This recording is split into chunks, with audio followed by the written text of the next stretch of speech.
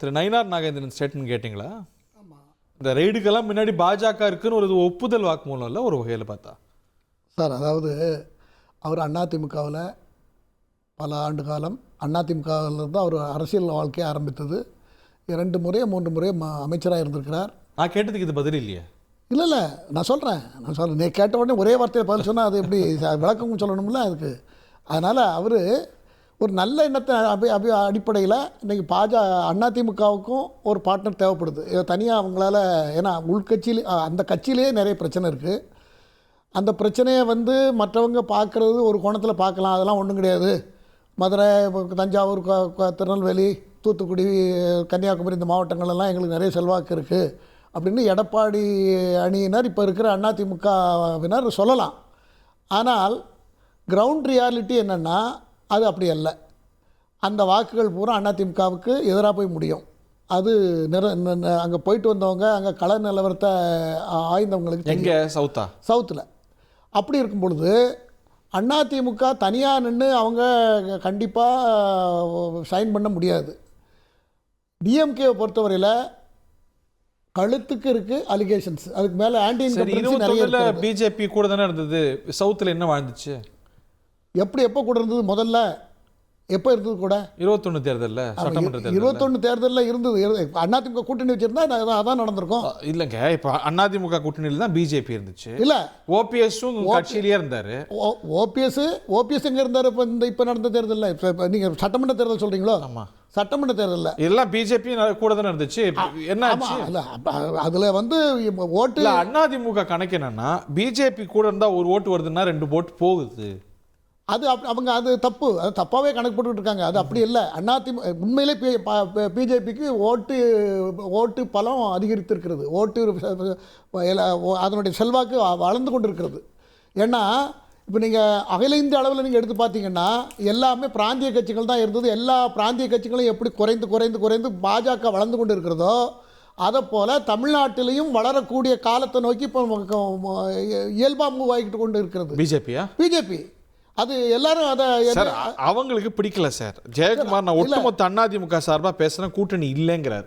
அதுக்கப்புறமா ஏன் இந்த ஓட்டு? யாரு அவருடைய கருத்தை சொல்றாரு சார். ஒட்டுமொத்த அதிமுகவுடைய சார்பாக நாகேந்திரன் சொன்ன கருத்து அவருடைய சொந்த கருத்து. அவருடைய சொந்த கருத்து, கட்சி கருத்து அது ஆகாது. அவர் ஒரு நல்லெண்ணத்தின் அடிப்படையில் அந்த நம்ம சேர்ந்தா நல்லவனு நீங்களாம் அப்படி இல்லை. நான் எனக்கு இதில் தனி ஒப்பீனியன் இருக்குது. நான் அதை சொல்கிறேன். கடைசியில் இன்னைக்கு இருக்கிற நிலவரம் என்னென்னா, நம்மளுக்கு தனி 1000 கருத்துக்கள் இருக்கலாம். ஆனால் திமுகவை வீட்டுக்கு அனுப்பணும் அப்படின்னாக்கா அதுக்கு என்ன செய்யணுங்கிற முடிவை தலைவர்கள் என்ன செய்யணும்? எல்லாரும் ஒன்று சேரணும். கூட்டணி இல்லாமல் இனிமேல் சாத்தியமே கிடையாது. கிழக்கே உதிக்கிற சூரியன் மேற்கே உதித்தாலும் கூட்டணி இல்லாத கட்சி எந்த கட்சி? திமுக தனியாக நிற்க சொல்லுங்க பார்ப்போம். திமுகவை தனியாக நிற்க சொல்ல என்னைக்காவது நின்றுருக்குதா? அது நிற்க முடியாது. அதிமுகவும் நிற்க முடியாது, மற்ற கட்சிகளாலும் தனியாக முடியாது. அப்படி இருக்கும்போது கூட்டணி வியூகத்தை வைத்து தான் இந்த தேர்தல் 2026 வெற்றி தோல்வி நிர்ணயிக்கப்படும். அப்போ அதுக்கு அடுத்தால இப்போ டிசைடிங் எதிராளிகள் எவ்வளவு ஒன்று சேர்றாங்க, எவ்வளவு பிரிஞ்சிருக்கிறாங்கிறது தான். விஜய் மட்டும் புதுசாக வந்திருக்காரு, பாக்கெல்லாம் பழைய ட்ரெண்டு தான். விஜய் மட்டும் வர்றாரு. விஜயோடைய நிலவரம் என்னன்னா, எனக்கு அதில் வேற வித்தியாசமான பார்வைகள் இருக்கின்றன. அதாவது 20லேருந்து 35 வயசுக்கு உட்பட்ட இளைஞர்கள், கேர்ளாக இருக்கட்டும் பாயாக இருக்கட்டும், எல்லாருமே ஒரு குறிப்பிட்ட சதவீதத்தில் விஜய்க்கு மேலே பைத்தியமாக இருக்கிற ஒரு குரூப் இருக்கிறது. பைத்தியமாகவே இருக்கு. சினிமா அப்படி தானே சார், அந்த காலத்துலேருந்தே அதை பண்ணியிருக்கேன். அந்த காலத்தில் எம்ஜிஆர் காலத்தில் இருந்து சினிமாவுக்கு ஒரு பப்ளிசிட்டி இருக்குது. அந்த பப்ளிசிட்டியை சினிமாவில் பார்த்து பைத்தியமாக இருப்பாங்க சார், ஓட்டு போடுவாங்க. அது கேரளாவில் நீங்கள் சொன்னீங்கன்னா அது ரைட்டு. கேரளாவில் ஒரு பிரேம் நசீரை முனிசிபல் தேர்தலில் போட்டிட்டதுக்கு அவருக்கு ரொம்ப கம்மியான ஒரு டெபாசிட் தான் ஏதோ கொஞ்சம் கிடச்சி, 30 டெபாசிட் தான் கிடச்சி, தோற்று போயிட்டார் முனிசிபல் தேர்தலில். அதுக்கப்புறம் உங்களை போல் பத்திரிகைகள் சர்வே பண்ணதில் மக்கள் என்ன சொன்னாங்க, எங்கள் வீட்டில் எல்லார் வீட்லேயும் பிரேம் நசீர் ஃபோட்டோ இருக்குது, நாங்கள்லாம் அவருடைய எங்களுக்கு ரொம்ப பிடிக்கும். பட் பாலிடிக்ஸுக்கும் அவருக்கு என்ன சம்பந்தம்? அந்த மாதிரி விஜயா பார்த்தாங்க. அது தமிழ்நாட்டில் அந்த மாதிரி இல்லையா? மக்களை உலக நாயகன் என்னாலே சார் 5% தாண்டலையே சார். மக்களை டியூன் பண்ணி வச்சிருக்கேன் சார். சினிமாவும் அரசியலும் ஒன்றுன்னு வச்சிருக்கு. சினிமாவும் அரசியலும் ஒண்ணு சார். சூப்பர் ஸ்டார் அப்படின்னா வந்து ஈஸியா ஜெயிச்சிருப்பார்ல சார், பின்வாங்கிட்டாரு சார். விளம்பரங்கள் எல்லாமே சினிமாவுக்கும் அரசியலுக்கும் வித்தியாசப்படுத்தியே பேசல. 50 வருஷம் வரலாறு இது. சினிமா அரசியலை விட சினிமா தான் உயர்ந்துக்கிறது கூட பிரச்சாரம் நடைபெற்று கொண்டிருக்கிறது. அப்போ பாமர மக்கள் என்ன நினைப்பாங்க?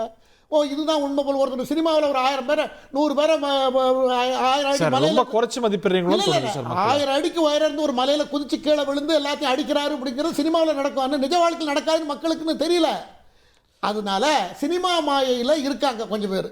அது எதில் போய் முடியும்னாக்கா அவருக்கு ஒரு ஆசை, யாருக்கு இந்த மாதிரி இண்டிவிஜுவல் கெப்பாசிட்டியில் வரக்கூடிய சினிமா விளம்பரத்தை வச்சு வரக்கூடிய அரசியலில் ஆதிக்கம் செலுத்தலாம் நினைக்கக்கூடியவங்களுக்கு அவங்களுக்கு என்ன ஆசை இருக்குன்னா தான் தான் முதலமைச்சராக வரணும்னு ஆசை இருக்கும். விட்டு கொடுக்க மாட்டாருங்கிறீங்க. எடப்பாடி விட்டு கொடுக்க மாட்டார். அவருக்கு அடைந்தால் மகாதேவி இல்லையல் மரணதேவி. அது உங்களுக்கு பாஜக தேவி தான் போல திரு மணிகண்டன். இல்ல சார், அதாங்க பாஜக எப்படின்னா திமுகவை மீண்டும் ஆட்சி கொண்டு வர வேண்டும் திட்டம் பாஜகவில் அண்ணன் பவன்கள் உண்டு போல் இருக்குது. பாஜக அதிமுக சேர்ந்து ஆட்டோமேட்டிக்கா ஜெயிச்சிருங்க திமுக. அதற்குதான் வழி கொண்டுறாங்க. நிச்சயமாக அதற்கான அந்த தற்கொலை முயற்சி அதிமுக செய்யாது. இப்ப நீங்க தென் மாவட்டத்துக்கு அண்ணன் சொன்னாங்க. அவர் என்ன சொல்றாரு, அவர் பிராக்டிகலா சொல்றாரு பாருங்க. விஜய் வந்து முதலமைச்சர் நாற்காலியே விட்டு கொடுக்க மாட்டார், எடப்பாடி விட்டு கொடுக்க மாட்டார்னு வச்சுக்கோங்க. அப்ப என்ன உங்களுக்கு வேற என்ன வழி? சார் இல்ல சுமன் சார் சொன்ன மாதிரிங்க இதெல்லாம் இப்ப அவசியமே இல்லை சார். இந்த விஷயம் இது வந்து கடைசி கட்டத்துல பார்க்கணும் விஷயம். அதுதான் முக்கிய கட்டம். அங்க எங்க காம்ப்ரமைஸ் வந்துரும் சார். அது தலைவர்கள் பேசுவாங்க, அது பிரச்சனையா இல்ல. பேச ஆரம்பிச்சிட்டாங்களோ உங்களுக்கு எல்லாம் தெரியும். அது எனக்கு தெரியாது சார், எனக்கு தெரியாது. ஆனா தலைவர்கள் நிச்சயமாக அது குறித்து பேசுவாங்க. அது வந்து எல்லாமே அவங்க இது மேல்மட்ட எடுக்கிற முடிவுகள் தான். அதுக்கு வந்து எல்லாமே எடுத்து செய்ய போறாங்க. தென் மாவட்டத்துல ஆதரவு இல்லைங்க சொல்றாரு. தென் மாவட்டத்தில் அரிட்டாப்பட்டியில பிரச்சனை போது எடப்பாடி வந்து கோல் கொடுத்தாரு. அந்த விவசாயி எல்லாம் அவருக்கு தான் முதல் முறையா பாராட்டு நடத்த முடிவு பண்ணாங்க. அவர் தான் எல்லாருக்கும் பங்கு கொண்டு வேண்டாம்னு சொன்னார். இன்னைக்கு நேரடியாக தேடியே வர்றாங்க. அதே போல 9ஆம் தேதி அவினாசியில அத்திகை பிரச்சனைக்கு பாராட்டுக்கலாம். அப்போ இப்படி ஒட்டுமொத்த மக்களும் அடுத்த முதலமைச்சராக வர வேண்டும் என்று விரும்பும் நிலையில இங்க ஆதரவு இல்லை அங்க ஆதரவு செய்தியை பரப்புவதே தவறு. குறிப்பாக நயினா நாகேந்திரன் அவர்கள் மிக தெளிவாக அவர் பரப்புறது ஒரு பக்கம் சார். 2024 தேர்தல் ரிசல்ட் எடுத்து பார்த்தா தெரிஞ்சிரும்ல சார். நாடாளுமன்ற தேர்தல் 2019 எல்லாமே வந்தாங்க சார். 2019 எல்லாம் வந்தாங்க. ஏன் பார்த்து வச்சுக்கிறோம்? இதோட மோசம் போச்சு. சார் 21லயே அதிமுகவோட வெற்றி எந்த பெல்ட்ல கான்சென்ட்ரேட்டா இருந்தது? 24 வேற கணக்கு, 21 கணக்கே எடுத்துப்போமே சார். 21 எடுத்துக்கோங்க. 21 சார் பாஜக மட்டும் இல்லாமல் இருந்தால் நிச்சயமாக ஒரு 50 அதிமுகவுடைய ஓட்டு 40%. நண்பர் மணிகண்டன் அதை மறுக்க மாட்டார்னு நினைக்கிறேன். 42% வரைக்கும் அதோட ஓட்டு இருக்கிறது. அது இப்போ 19%க்கு வந்திருக்க. இதுவே இதுக்கு மேல எதுவும் உதாரணம் வேணுமா? அதுதான் காரணம். 19.4% வந்திருக்கு. அதுக்கு மேல அதுக்கு என்ன வேணும் உதாரணம்? ஆனா குமாரனா பிஜேபி சேர்ந்ததே காரணம். சரி, அது நீங்க சொல்லுங்க. அது உங்களுக்கு சரியான இருக்கலாம். ரெண்டாவது இன்னொரு விஷயத்தை நீங்க கேட்கணும். ரெண்டாவது இன்னொரு முக்கியமான விஷயம் என்னன்னா, விஜய் அவர்கள் இப்பொழுது ஒரு ஜனநாயகன் ஒரு படத்துக்கு நேத்தான் பூஜை ட்ரெய்லர்லாம் வந்தது போட்டிருக்காங்க. இன்னும் அதில் அவர் பிஸியாக இருப்பார். சுமன் சி ராமன் அவர்கள் சொன்னாருங்க, ரொம்ப தெளிவாக அவரை பற்றி ஆரம்பமே இன்னும் அவர் சைட்டுக்கு இறங்கி கீழே வாங்கி அடிப்பத்தட்டு மக்களோடு அவர் இன்னும் முயற்சியே ஆரம்பிக்கல. அந்த அந்த அந்த அந்த ரஃப் டிராஃப்ட் கூட இன்னும் போடலை. அந்த நிலைமையில் தான் அவர் இருக்கார். நான் இப்போ சினிமாவுக்கு வேறு பூஜை போட்டாச்சு.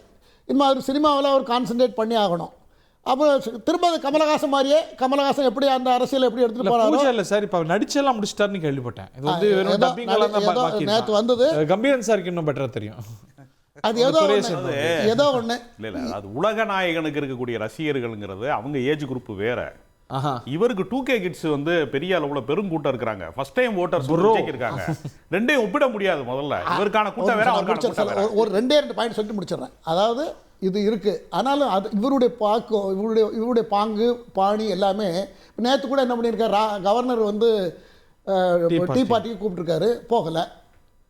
போகல. ஏன் போயிருந்தா என்ன?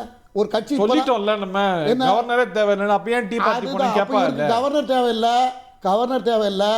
கரப்ஷனை ஒழிக்கணுங்கிறாரு. கரப்ஷன் ஒழிக்கணும்னா அதிமுக திமுக கூட அவர் போகவே முடியாது.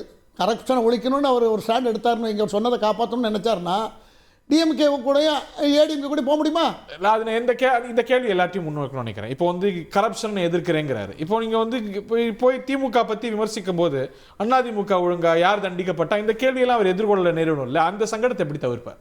அது அப்படி ஒருவேளை ஹைபோதெட்டிக்கலி ஸ்பீக்கிங், அதாவது மிஸ்டர் கிளீன் சொல்றது வந்து ஆட்சி அதிகாரத்துக்கு போகாதவங்க சொல்லிக்கிறாங்க. நடைமுறையில் அரசியலின் ஒரு தவிர்க்க முடியாத அங்கம் தான் அது.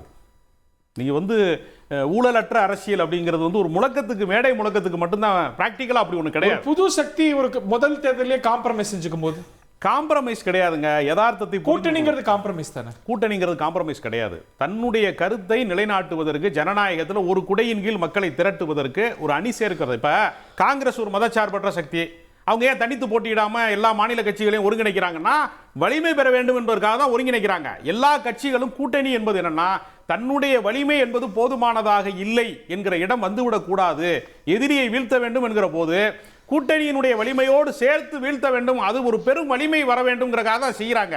அந்த இடத்துல போய் இவர் ரொம்ப மிஸ்டர் கிளீன் அப்படி இப்படிலாம் பேசணும்னா அவர்கள் அரசியலுக்கே வந்து அவங்க யதார்த்தத்துக்கு பொருந்தாதவர்கள் அப்படிங்கிறதா அது.